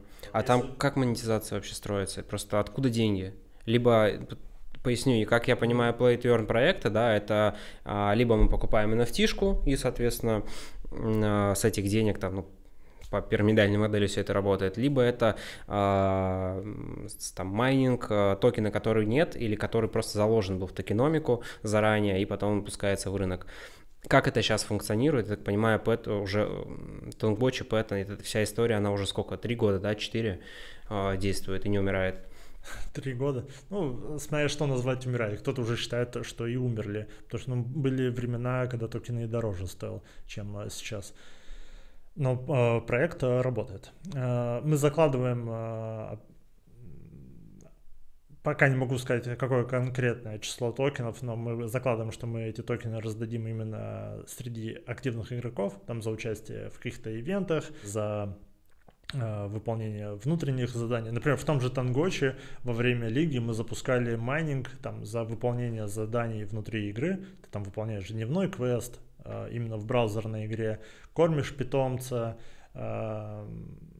ты раз в день мог залутать небольшое число токенов. И вот так на протяжении месяца где-то у нас эта история длилась. Ну, это игровая модель, получается. Это игровая, да. Понятное дело, что это не может быть долгосрочной историей, хотя бы на примере других чейнов. Мы уже видим большое количество проектов, которые вот по подобной системе двигались и однажды просто встали, да, потому что у них майнинг токена стоил дороже, чем газ. То есть газ за майнинг токена стоил дороже, чем токены, которые пользователи получат. Было просто банально невыгодно. Я думаю, это уводить куда-то в сторону отдельных утилит от игры, не связанных вообще никак с игрой. То есть игра это будет как способ раздачи, да. Не тапалка, а игра будет способ раздачи токенов, а токен будет использоваться скорее больше к трейдинговой истории. Вот, допустим, в Тоне не хватает инструментов, где ты можешь отследить, как меняются руки у токена. Классная же штука, допустим, в том же ноткоине отсмотреть, там крупные кошельки продают или покупают сейчас, новые холдеры там появляются быстрее, чем старые отваливаются. Там, какая скорость вообще смены рук? Потому что, вот, допустим, я сижу в ноткоине с самого начала, у меня там сейчас, допустим, наверное, около 5 иксов или 4 иксов. А тот, кто покупает сейчас или покупал, когда он стоил 20 центов, там, сейчас у них в нулях по 20 центов минус 50%, да, им не так выгодно продавать. Либо если они будут продавать, они будут фиксировать убыток. Это, в общем, важный параметр, который нужно знать при инвестиции в токен, там, учитывать, там, какие возможности у него по росту. Да. Какая средняя вообще у людей. Это нужно отсматривать, но нет инструмента, где бы можно было это посмотреть. Ну, технически это можно рассчитать. Да, это... Я знаю, что Goldbit отслеживают эту метрику. Они вот недавно делали бота для торговли между дексами и секс-биржами. В общем, бот-арбитражник, условно, да. Но это бот, который они делали внутренний для себя. Знаю, потому что мы в этого бота вкладывались деньгами. Мы и Мета, кстати. Кстати, расскажи, что ты скажешь про Мета, раз уж этот... Я понимаю хейт людей, которые там плохо отзываются о DFC, о том, что делает Мета, но я скажу так. Когда у Тангочи была небольшая аудитория, я не знаком с Метой, что я его вообще даже не видел его. Человек, когда я ему написал, он выделил достаточно большое количество токенов для дропа нашим игрокам, просто он так захотел. И он еще единственный спросил меня, не хочу ли я, чтобы он дал больше еще токенов. Он говорит, а может надо больше дропнуть? А мы дропали токены активным игрокам. И он без просьбы моей, он у себя в канале написал, что вот Тангочи, вот заходите сюда. Поэтому я к нему позитивно отношусь. Кажется, понятное дело, что любой, кто приходит в чейн, особенно если ты билдишь какой-то проект, ты в первую очередь хочешь на этом заработать. Я не знаю, он заработал или нет, я надеюсь, что он заработал в итоге. Потому что человек на самом деле очень много привлек аудитории к нам. Я даже так скажу. Когда мы запускали ивент, вот связанный с DFC и там с другими токенами, там не только DFC можно было выиграть, там был и Scale, и Stone, то есть не Stone, а Gemstone, их второй токен. Мы в тот момент делали 3 крупных публикации. О нас написал Ton Community, тогда о нас написал Мета, и где-то еще мы брали трафик. Так вот, от Ton Community в 2,5 раза пришло людей меньше, чем от Мета. От Мета пришло в районе 3,5 тысяч человек тогда. Ты представь, как у нас бот просто сел. Сильно. Да. Сильно. Потому что можно хейтить, но Мета дал большой плюс экосистеме. Он привлек большое количество людей. Это факт просто. А за что его хейтят? Ну, как обычно, если токен упал в цене, значит фаундер плохой. Кстати, вот по ханипотам в тоне, это вообще, ханипот это просто как бы смарт-контракт и как бы все окей? Или это все, то есть можно подтянуть за это как-то? Потянуть вообще можно за что угодно. Даже за то, что ты просто делаешь свой токен.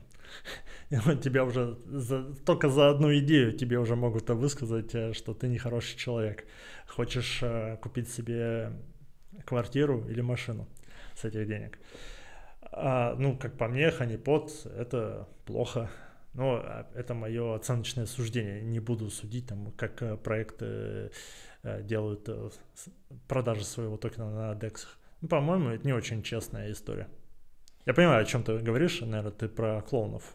И про клоунов, и про огромное количество ханипотов было с Docs уже в течение месяца. Я об этом на канале писал, то есть даже видно, что засылали токены на Bybit, Binance, ну, короче, на Tier-1 бирже, alex.ton мне заслали, там, ну, в общем, людям, которые за чьими кошельками следят, и дальше люди что видят, что у них там какой-то баланс появился, они начинают свапать, ничего не свапывается, вся комиссия приходит.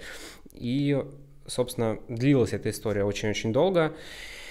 И тоже есть мнение, что как бы, да блин, прикол в том, что даже создатель одного из ханипотов Dog, это founder Insect, я не знаю, знаешь такого токена, нет? Какой-то, короче, вот много где встречал.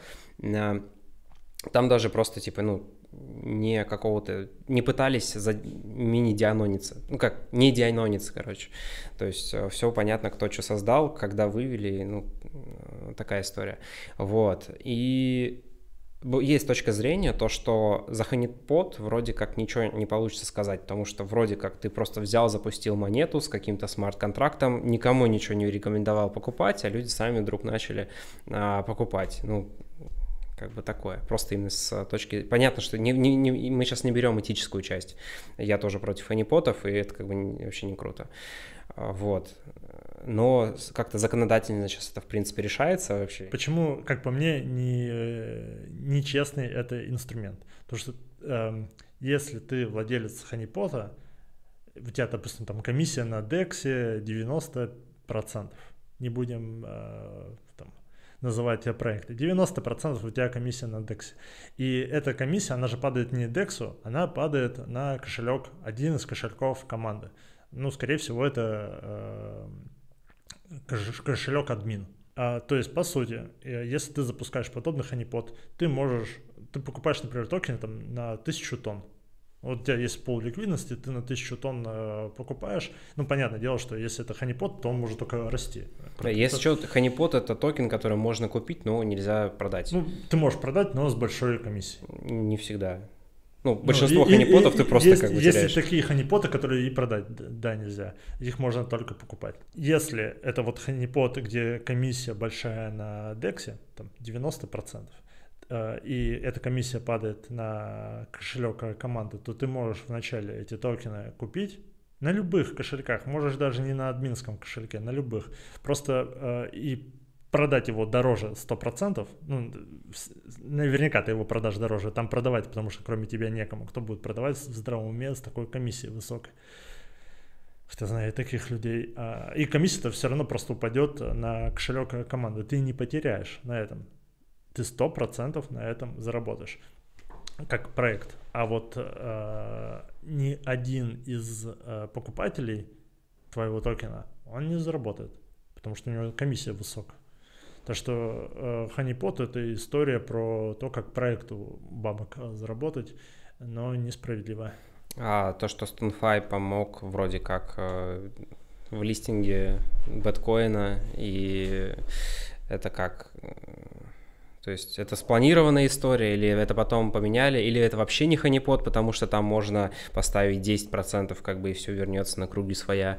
Нет, это ханипот. А оценивать их действия, ну, Я не знаю, какие у них там договоренности были. Ну, будем надеяться, что это... Не, ну, кстати, да, по поводу механики ханипота и не ханипота, вот если у токена 5% на, например, комиссии, Да. это ж, ну, вроде как бы не ханипот, это даже понятная, ну, механика инвестирования. Да, тут можно, знаешь, как по мне, ключевая метрика, кроме тебя-то, как фаундера или команды проекта, кто-то еще сможет на этом заработать, потому что если комиссия 5% и токен вырастает там на 5 и больше процентов, то ну, кто-то из первых покупателей имеет возможность заработать. Если токен, у него комиссия 90%, тут как бы вообще без шансов. ну, нет, шансы есть, ну, опять же, это очень X2 нужно, там и выше. больше, чем X2, и на X2 ты потеряешь. Если X2... Да, ты потеряешь. Ладно, я посчитаю. Ну, в смысле, поверю, но окей.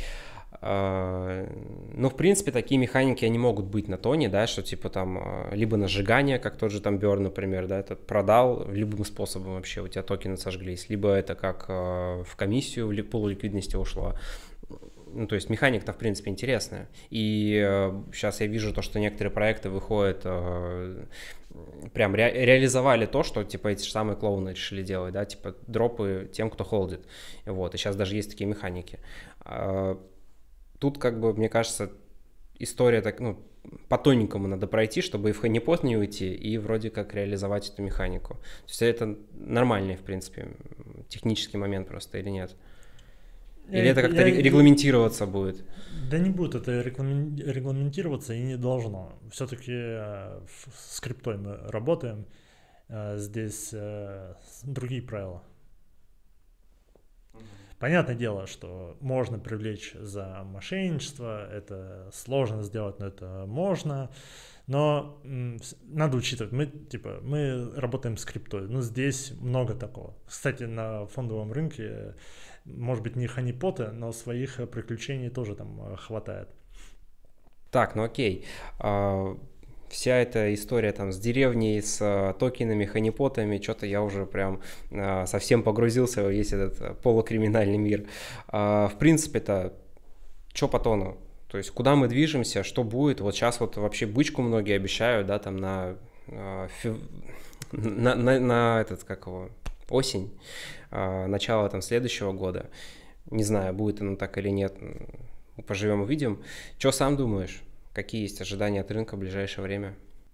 Слушай, ну вот есть один момент, который мне в тоне не очень нравится. Я надеюсь, что его пофиксят.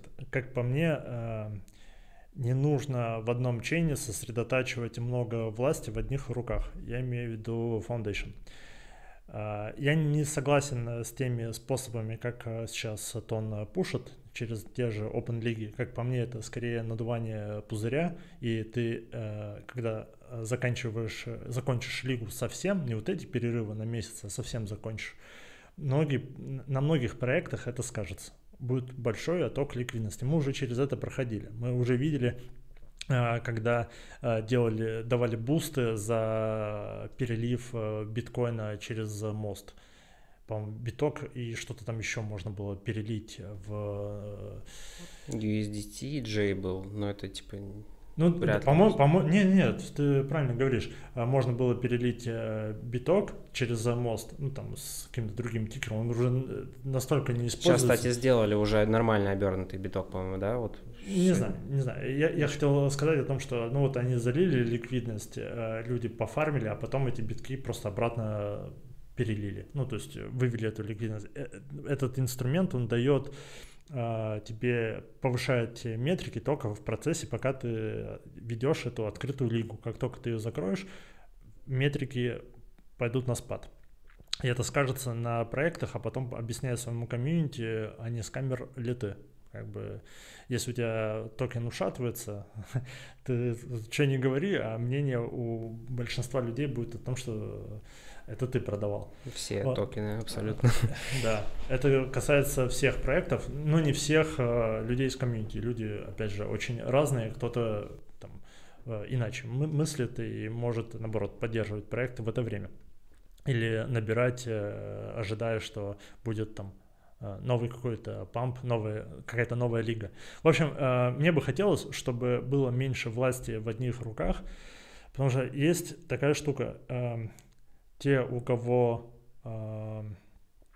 те, кто властью обладают, они могут гадить, а те, у кого власти нет, они вынуждены решать последствия. Вот я как проект не обладаю властью, поэтому, когда лига закроется, мне нужно будет как-то потом распедаливать последствия этой лиги. Власть сейчас в одних руках. В руках Foundation и Telegram. Ну, как по мне, это можно со знаком равно. С другой стороны, я не знаю, что бы я делал бы на их месте. Вот если бы я бы обладал возможностью управлять Foundation, я не знаю, что я бы сделал бы иначе. Это сложные задачи для повышения метрик. Тебе метрики надо сейчас повышать. Может быть, они и правильно все делают, а я некомпетентен и не все знаю. А что у них за метрики главные, как ты считаешь? Потому что вот были дропы за NFT, были дропы за торговлю токенами. Приятная история. А вот эта вот вся история с, не знаю, битвы токенов, там что-то еще, ну, многим оно не заходит.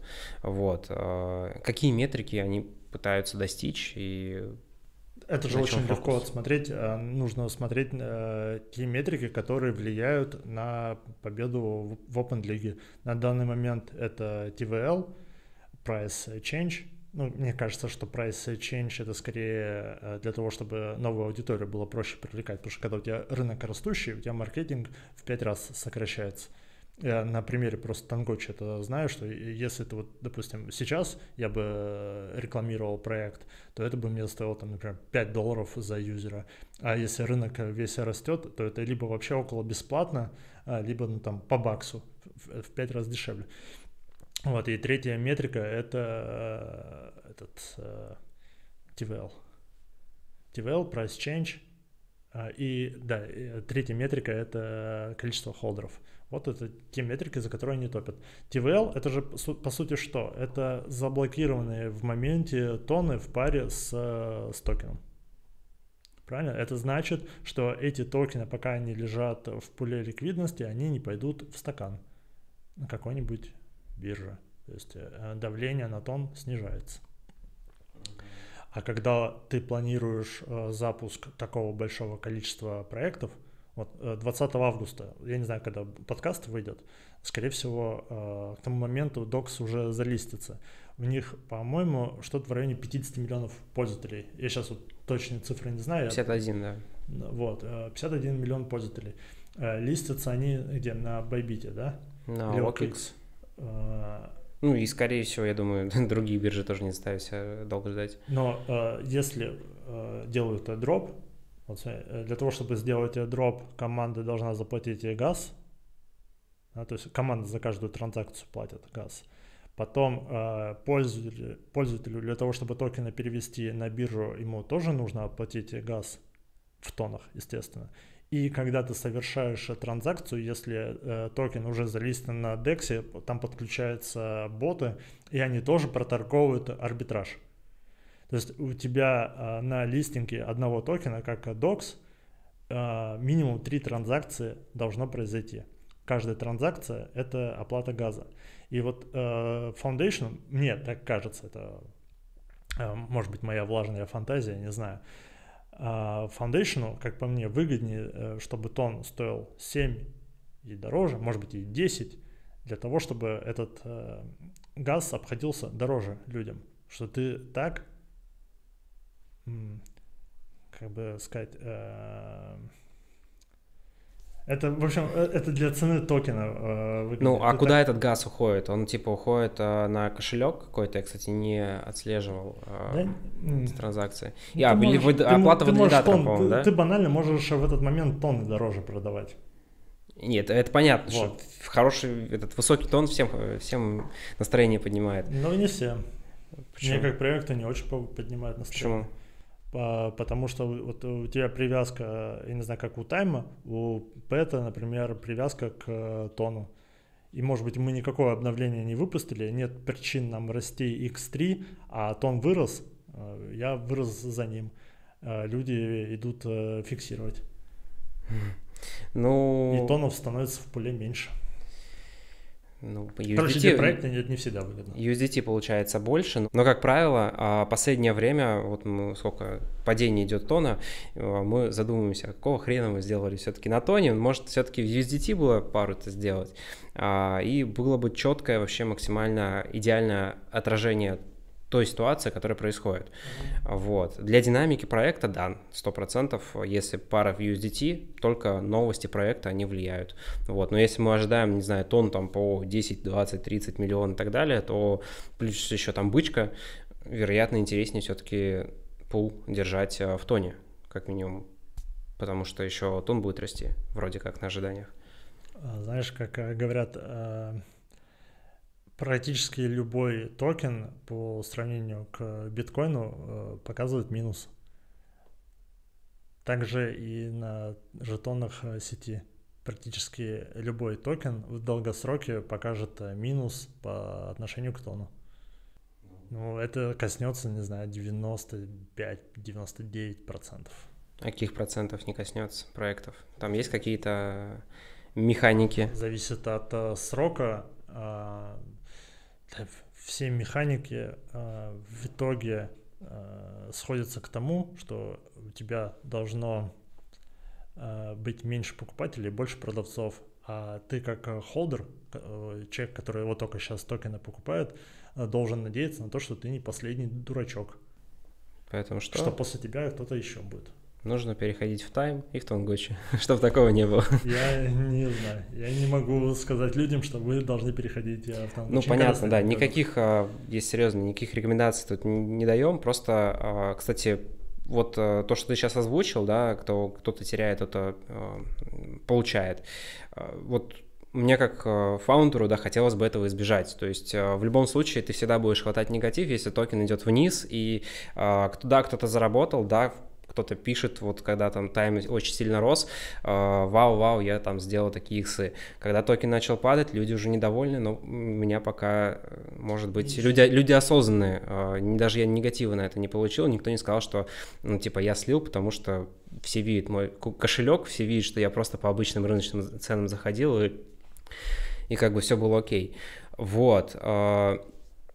Но хочется сделать такие проекты, такие продукты, когда человек может купить твой токен, и за счет того, что экосистема или там твой продукт, который ты придумал, он создает прибыль, соответственно, эта прибыль, она уже переходила на DEX, да, и откупалась, и тем самым даже какая-то самая неудачная точка входа, она со временем просто стала бы уже выйти в ноль мог человек, а дальше уже, соответственно, в плюс. Вот. Ну, у меня такой подход. Хочется... Определенно таким подходом ты продержишься дольше. Дольше, но недолго или пока? Ну, дольше, может быть, и долго. Тут у каждого, опять же, свое это долго будет. Но кто-то все равно на этом потеряет. Да, блин, это рынок. Это, знаешь, взять эту историю с Meridian. То, что мы зафиксировали, я зафиксировал 1100% на этом трейде. Но я же понимаю, что кто-то потерял. Кто-то зашел на вот этой самой верхней точке. Кто-то оказался моей выходной ликвидностью, да. Это факт, так и работают рынки. С этим ты ничего не поделаешь. Так же, как и фаундеры проекта, у тебя будут довольные и недовольные холдеры. Так, ты не можешь избежать. А то, что ты, кстати, вот говоришь, они там видят, что у тебя токены куплены, и ты не продаешь во время там пампов и дампов, это тоже не имеет значения. Кто тебе мешает покупать с другого кошелька? Кто это заметит вообще? Угу. Ну, во всяком случае, да, то, что... Точка входа у всех может быть разная, 100%, и тут как бы никогда не угадаешь. Тут же что-то успешное выкатил, какое-то обновление, оно по всему комьюнити раскидалось, да, и все, токен улетел вверх, кто-то закупил, и даже если проект реально там прибыль генерирует, то его просто может в моменте не хватить на то, чтобы как бы откупить все эти падения. Ну, вот мы на этом видео сделали, ну, я достаточно много говорил про X-Rocket, наверное, кто-то из холдеров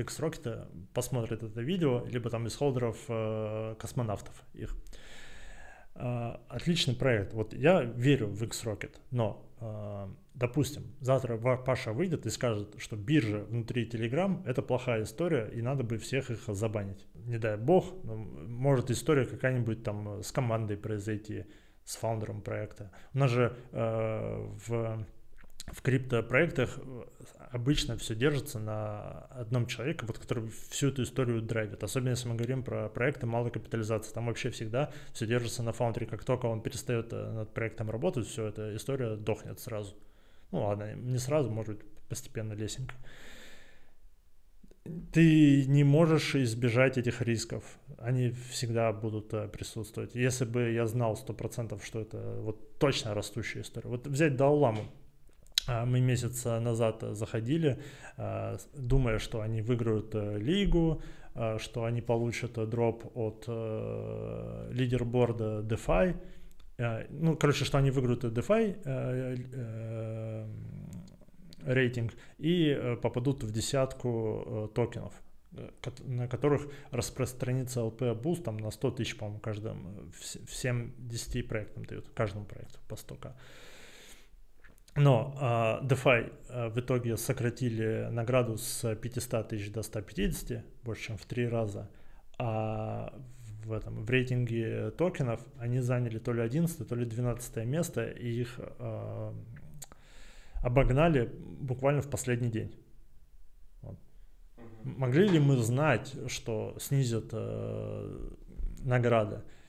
Или могли ли мы знать, что вот так вот их обгонят под самый конец, там, может быть, накрутят метрики, может быть, Дауламы недостаточно накрутило, если крутили. Нет. Но ведь идея-то хорошая была. Да. Ну, метрики, мне кажется, все крутят и крутили. И на этой истории я тоже 3 дня не спал, 3 ночи, точнее, не спал, да и дня-то, кстати, тоже. Когда был Open League и объявляла NFT-коллекцию, вот, мы одну коллекцию, я купил одну NFT-коллекцию, и дальше как бы писался, что вот там что-то 4 место, смотрим, что все крутят, прям вот даже через скриншоты я все заснял. Давайте, короче, накрутим так, чтобы точно быть первыми и точно быть, самыми громкими. Мы на 1 000 000 тонн накрутили.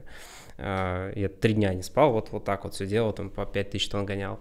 Потом, естественно, все это дело у всех, кстати, скрутили, но у кого-то все скрутили, у кого-то не все скрутили. Ну, в общем, имеем, что имеем. Мне вот интересно, почему не автоматизировать подобную штуку? Потому что я сам программировать я не умею, а кого-то подключать там мы же писались там буквально за 2 дня или за 3. Да, согласен, это надо заранее делать. Но лучше, конечно, автоматизировать, не надо сидеть ночами. Ну да, у меня такая есть история. Если во что-то можно поверить, во что-то можно попробовать вытащить, то ты, собственно, туда вписываешься и что-то пытаешься сделать. Ну вот мы NFT-коллекцию крутили, причем специально, максимально громко, максимально явно, потому что, камон, правила такие, как бы большинство коллекций их не соблюдают, поэтому, окей. Вот, но тут не нам судить, и я, кстати, вообще не хочу, пока так складывается, что никаких грантов не приходит, и мы там не участвуем. Вот, ты, кстати, участвовал в грантах каких-то Photon Foundation или еще чего-то? Или поучаствовал бы, и какие-то, может, это последствия в этом были бы? Я участвовал и не один раз, и продолжу участвовать, несмотря на свой предыдущий опыт. Мы были в финале хакатона, который проходил финал в Сингапуре. Мы вошли, по-моему, в топ-10 проектов именно с Tangochi, кстати. Мы тогда сделали стейкинг протокол, что можно было застейкать любые токены. Ты сам листишь токен, и как фаундер можешь добавить награды, и эти награды распределятся между стейкерами за определенный период. Вот мы, кстати, тогда в этот стейкинг собрали TVL на 40 тысяч тонн. Мы просто боялись, что сделали недостаточно и хотели приехать в финал хакатона уже не просто готовым продуктом, а с готовыми метриками. То есть, когда ты можешь показать, вот, ребят, пользуются вот такое количество, вот у нас уже средства заблокировано. У нас блокировали LP токены, PET токен, по-моему, LAVE мы еще добавили просто как тест. В основном LP и наш токен. там был залочен.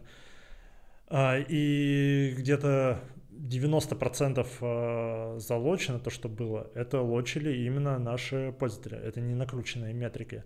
Но этого было недостаточно, чтобы в том сезоне выиграть. А 3 команды, которые выиграли, первая команда — это Ion Finance. Они делают DEX с ордерами на тоне. Вот прошло уже больше года, они еще не запустились. Я не знаю, запустятся ли. Потом был Optus DEX. Они, кстати, тоже еще один DEX, ничем не отличается ни от Dust, ни от Stonefire. Там просто якобы должны быть эти дашборды удобные. Они заняли, по-моему, 3-е место. После того, как они заняли 3-е место, у них ликвидность с $25 тысяч упала до 1500. Ну все, награда есть, можно входить. Они не запустились. И 2-е место занял Redoubt, который, по-моему, были куплены TF в итоге. Но Redoubt, кстати, это отличный инфраструктурный проект, очень нужный был в моменте. Большие задачи они решали. В общем, я это к чему? К тому, что даже если вы делаете классный продукт с крутыми метриками, это вообще не факт, что вам поможет победить в каком-то хакатоне или буткемпе, и награды сильно сократили. Если вот на том хакатоне 1,5 года назад за 1-е место можно было суммарно там в районе $100 тысяч получить, то сейчас победители вот этого хакатона, который вот недавно закончился, они там получили что-то в районе $30 тысяч. А победители буткемпа, я вот победителя не помню, что между первыми 3 местами, это единственные места, кто получал какие-то награды, они суммарно получили $5 тысяч. Это очень мало, этого недостаточно, чтобы развивать продукт. Ты зарплаты банально не можешь заплатить людям, этого недостаточно. Если бы я был фаундером, который начинает делать проект с нуля, я бы метился в то, что нужно сначала показать людям часть своего проекта, вообще вот твою задумку, да, и только потом собирать какой-то раунд там через токен launch свой, либо там через launch NFT коллекция. Либо второй вариант — заработать репутацию на тоне, неважно какую, главное, чтобы тебе люди в итоге доверяли. И потом на базе этой репутации собирать раунд, как я, например, сделал в Farmix. Интересный подход. Ну, конечно, если ты фаундер, который умеет кодить, и типа как ты будешь собирать раунд, да, если у тебя ни канала нет, ни публичности никакой, ты вот умеешь хорошо делать продукт, например. Кстати, да, есть ли какой-то такой вот метод, что ли, дорожка? Вот есть идея, хочу что-то запустить, а денег нет. Куда идти? Собирать вокруг себя комьюнити, значит, нет других способов, сори. Ну, конечно, можно найти себе такого кофаундера, который тебе раунд соберет. Вот, пожалуйста, в Farmix вот такая история. Вот, собственно, почему тебе и пишут, да, что есть такой проект, секой проект, вот возьми посмотреть. Да, но я ни с кем не соглашался. Вот с Farmix им собрал, да. Потому что готов там записывать видео со своим лицом и говорить, что я собирал раунд в Farmix, что я с ними работаю. Супер. Они скоро выходят или как? Есть какие-то сроки ожидаемые? Да, там есть... Мы сначала ожидали, что мы вообще в мае выйдем, но столкнулись с реальностью, что когда ты билдишь проект на тоне, тебе много с нуля приходится делать. Все, что... Ладно, я не могу говорить за все инструменты, но за те инструменты, с которыми мы сталкивались, что за open source на тоне, что можно якобы использовать у себя, по факту тебе приходится не переделывать это, а делать это с нуля. Вот взять тех же, я знаю, что Oracle, например, у DeFi протоколов, там, где Oracle требуется, они писали каждый сам под себя, они использовали готовые решения, потому что они не работают. И так очень много чего приходится делать самим. По срокам с середины сентября мы хотим в альфу выйти. Это такая альфа, которая работает в майннете. С подобным протоколом ты не можешь в тестнете запуститься, так как тебе нужны DEX Прикольно. Можно будет потрогать, пощупать, посмотреть. Будет интересно. Спасибо тебе большое, что пришел. Очень было интересно с тобой пообщаться. Друзья, спасибо, что досмотрели до этого момента. Обязательно прожимайте лайкос, раз уж добрались до этого отрезка видео. И также Илья сейчас сообщит, что мы сегодня разыграем. Слушай, я думаю, будет прикольно разыграть NFT-шки Zombie Town. Это NFT-шки, которые дают доступ к ZBT, когда мы его запустим. Я думаю, что это будет в начале осени, и во время ЗБТ среди активных игроков мы разыграем 1000 тонов.